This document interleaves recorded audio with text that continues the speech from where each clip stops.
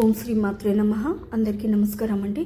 ఈ నెల 29వ తేదీన కొత్త అమావాస్య సూర్యగ్రహణంలోపు పిల్లలు ఉన్నవారు తప్పనిసరిగా ఇలా చేయాల్సిందే, లేదంటే కీడు. ఈ నెల 29వ తేదీన కొత్త అమావాస్య సూర్యగ్రహణంతో కలిసి వస్తుంది. అలాగే ఎప్పుడైనా సరే గ్రహణం అనేది అమావాస్య పౌర్ణమి తిథులలో వస్తుంది. అలాగే ఈసారి కూడా రాబోయే అమావాస్య సూర్యగ్రహణంతో కలిసి వచ్చింది, అది కూడా కీడుతో వస్తుంది. పిల్లలు ఉన్నవారు ఖచ్చితంగా ఈ పరిహారం చేయండి. గ్రహణంతో అమావాస్య వస్తుంది కాబట్టి దానికి చాలా శక్తి ఉంటుందని శాస్త్రాలు చెప్తున్నాయి. కాబట్టి ఈరోజు తప్పనిసరిగా పిల్లలు ఉన్నవారు ఈ పరిహారం చేస్తే అద్భుతమైన ఫలితాలు వస్తాయి. మీ జీవితం మారిపోతుంది. మీరు పట్టిందలా బంగారం అవుతుంది. మీ పిల్లలపై ఉండే గండాలు అన్నీ కూడా తొలగిపోతాయి. వారికి ఎలాంటి ఇబ్బంది అనేది లేకుండా ఉండడానికి ఉపయోగపడే పరిహారం కాబట్టి ఖచ్చితంగా మేము చెప్పిన విధంగా ఆచరించండి. నార్మల్గా మన పెద్దలు కూడా మనకు చెప్తూ ఉంటారు, అమావాస్య లేదా పౌర్ణమితో గ్రహణం కలిసి వస్తే పిల్లలకు కీడు జరుగుతుందని. ఆ రోజు పరిహారాలు తప్పకుండా చేయాలని చెప్తారు. పిల్లలకు దిష్టి తీయడం, పిల్లలకు కొన్ని రకాల పరిహారాలు చేయాలని మన పెద్దలు కూడా చెబుతూ ఉంటారు. కాబట్టి ఈ అమావాస్య కొంచెం పవర్ఫుల్ కావున ఈ పరిహారం చేసుకుంటే మాత్రం తప్పకుండా మంచి ఫలితం వస్తుంది. అది కూడా ఒక ప్రత్యేకమైన పద్ధతిలో. మీ పిల్లలకు దిష్టి తీయాలి అంటే కొడుకు వంశోద్ధారకుడు, వంశాన్ని ఉద్ధరించేవాడుగా మనం పరిగణిస్తాం. కొడుకులపై ఉండే చెడు తొలగిపోవడానికి ఉపయోగపడే పరిహారం కాబట్టి మేము చెప్పిన విధంగా చేసుకోండి, సరిపోతుంది. మీ పిల్లలు ఏదైనా దిష్టి దోషాలతో ఇబ్బంది పడుతున్నా సరే దాని నుంచి కూడా బయటకు రావడానికి చక్కగా సిద్ధించే పరిహారం ఇది. ఈ పరిహారాన్ని ఎలా చేయాలి, ఎలా చేస్తే ఎలాంటి శుభ ఫలితాలు వస్తాయి అనే విషయాన్ని ఇప్పుడు మనం ఈ వీడియోలో తెలుసుకుందాం. 2025వ సంవత్సరంలో మార్చి 29వ తేదీన ఫాల్గుణ అమావాస్య రోజున సూర్యగ్రహణం రాబోతుంది. ఇది ఈ సంవత్సరంలోనే మనకి మొదటి సూర్యగ్రహణం. భారత కాలమాన ప్రకారం గ్రహణం పట్టు విడుపు సమయాలు 29వ తేదీన మార్చి శనివారం మధ్యాహ్నం 2:20 నుండి సాయంత్రం 6:13 వరకు గ్రహణం అయితే ఉంటుందండి. ఈ గ్రహణం మనకి కనిపిస్తుందా లేదా అనే విషయానికి వస్తే, రాత్రిపూట మనకు సూర్యుడు కనిపించడు కనుక ఈ సూర్యగ్రహణం మన భారతదేశంలో కనిపించదు. కాబట్టి ఈ గ్రహణానికి ఎటువంటి నియమాలు పాటించాల్సిన అవసరం లేదు. కానీ గ్రహణ ప్రభావం మాత్రం తప్పకుండా ఉంటుంది. అంటే పట్టు విడుపు స్నానాలు చేయనవసరం లేదు. ఆహారం మీద దర్భగడ్డి వేయనవసరం లేదు. అలాగే దేవాలయాలు కూడా ఏమీ క్లోజ్ చేయరు. గ్రహణం తర్వాత మీరు ఇల్లు క్లీన్ చేసుకోవాల్సిన అవసరం కూడా లేదు. కానీ గర్భిణీ స్త్రీలు మాత్రం గ్రహణ నియమాలు తప్పనిసరిగా పాటించాలి. గ్రహణ సమయంలో అసలు బయటకు రాకూడదు. ఈ ఫాల్గుణ అమావాస్య ఫాల్గుణ మాసంలో చివరి రోజు కాబట్టి ఈరోజు తప్పకుండా ఈ చిన్న పరిహారం చేసుకోవడం వలన మీకు మంచి ఫలితం వస్తుంది.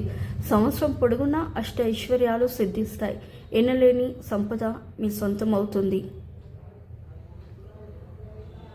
మీ పిల్లల ఎదుగుదల బాగుండాలని, పిల్లలకు ఎలాంటి ఇబ్బందులు కలగకూడదని, మీ పిల్లలు ఒకవేళ సంపాదిస్తూ ఉంటే వారికి దిష్టి దోషాలు ఉన్నాయని బాధపడుతూ ఉంటారు కదా, అలాంటి వాళ్ళు ఈ పరిహారం తప్పనిసరిగా చేసుకోండి.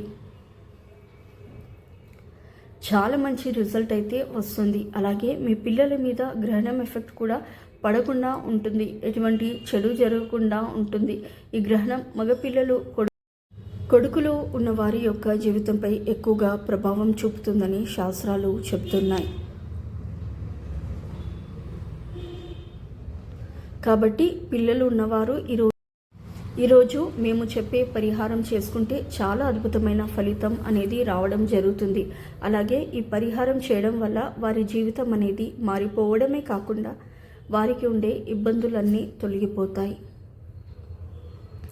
మీ పిల్లలపై ఏవైతే చెడు ప్రభావాలు పడుతూ ఉంటాయో, గ్రహణ విష కిరణాలు వెదజల్లుతూ ఉంటాయో, అంటే గ్రహణం పట్టేటప్పుడు విష కిరణాలు భూమి మీదకు ప్రసరిస్తాయో, ఆ కిరణాల ప్రభావం కూడా పిల్లలపై పడకుండా చక్కగా ఉండడానికి కూడా ఈ పరిహారం అనేది ఉపయోగపడుతుంది.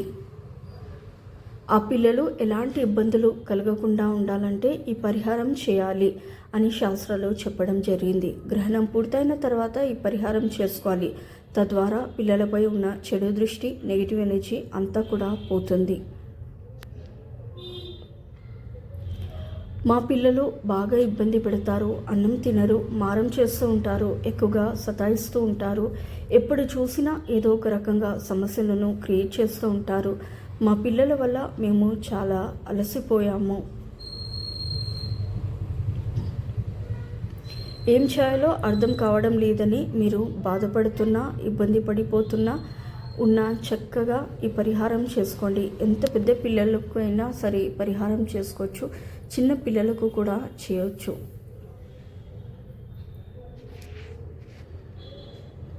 అంటే 6 సంవత్సరాల నుండి 30 సంవత్సరాల వయసు కలిగిన పిల్లలు ఉన్న ప్రతి తల్లి కూడా ఈ పరిహారాన్ని చేయాలి. కొంచెం మా పిల్లల్ని మంచిగా రెడీ చేస్తే చాలు, మా పిల్లలకు ఇబ్బంది కలుగుతూ ఉంటుంది, దిష్టి తగులుతూ ఉంటుంది, అసలు ఏం చేయాలో అర్థం కాదు అనుకుంటూ ఉంటారు. అలాంటి వాళ్ళు ఏంటంటే ఈ అమావాస్య రోజున మర్చిపోకుండా రాత్రి 10 గంటల తర్వాత మీరు ఈ పరిహారం చేసుకోవచ్చు. ఈ పరిహారం చేసుకుంటే మాత్రం మీ పిల్లలకు తిరగనేది ఉండదు. బ్రహ్మాండమైన ఫలితంతో పిల్లల జీవితాలు మారిపోతాయి. పిల్లలకు ఉండే దిశదోషాలతో పాటు కొన్ని రకాల ఇబ్బందులు కూడా తొలగిపోతాయి. కొంతమంది పిల్లల్ని చూస్తే కుళ్ళుకుంటూ ఉంటారు, కుతంత్రాలు జరుపుతూ ఉంటారు, పిల్లలకు దిష్టి పెడుతూ ఉంటారు. వారి ఎదుగుదల బాగుండకూడదని కొన్ని ప్రయోగాలు కూడా చేస్తూ ఉంటారు. కాబట్టి వాటిని తప్పికోవడానికి కూడా ఒక రకంగా ఉపయోగపడే పరిహారం అని చెప్పుకోవచ్చు. ఈ పరిహారం చేయడం వల్ల మీ పిల్లలకు కొన్ని అనారోగ్య సమస్యలు ఉన్నా సరే అవి ఖచ్చితంగా తొలగిపోతాయి. చాలా వరకు కూడా మంచి ఫలితాలు అయితే వస్తాయి. ఖచ్చితంగా మీరు ఆశ్చర్యపోతారు. ఈ యొక్క పరిహారం వల్ల ఎన్నో అద్భుత ప్రయోజనాలు కలుగుతాయి. కాబట్టి ఇప్పుడు మనం చెప్పుకోబోయే విధంగా చేసుకోండి. ఈ అమావాస్య పరమ పవిత్రమైనది, అలాగే చాలా శక్తివంతమైనది కూడా.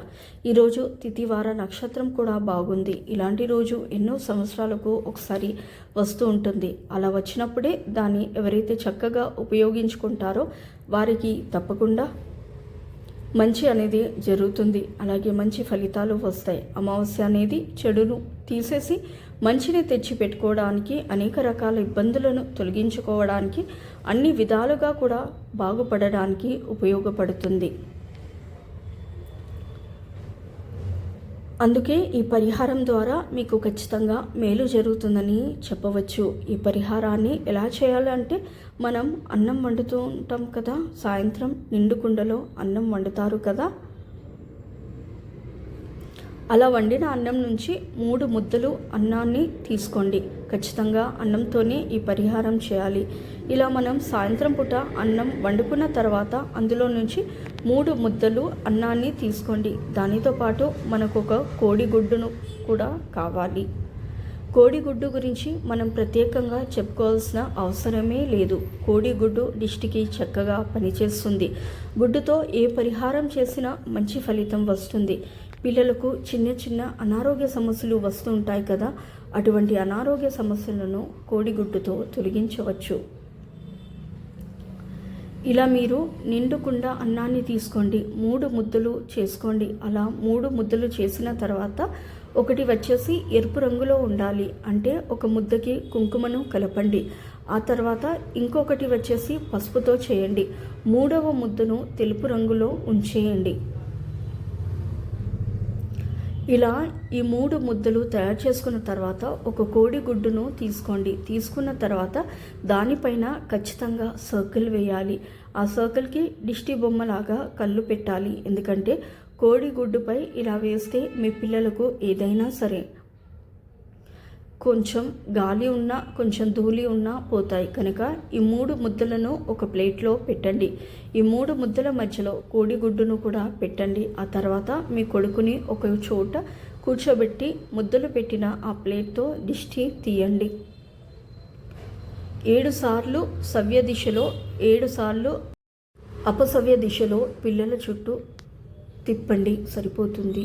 మీకు ఎంతమంది కొడుకులున్నా వారందరికీ కూడా ఒక ప్లేట్లోనే దిష్టి తీయాలి. తర్వాత ఈ అన్నం ముద్దలన్నీ గుడ్డుని ఒక కవర్లో వేసేసి గుడ్డు పగలకుండా ఎవరు తిరగని ప్రదేశంలో పడేసి వెనక్కి తిరిగి చూడకుండా ఇంటికి రావాలి.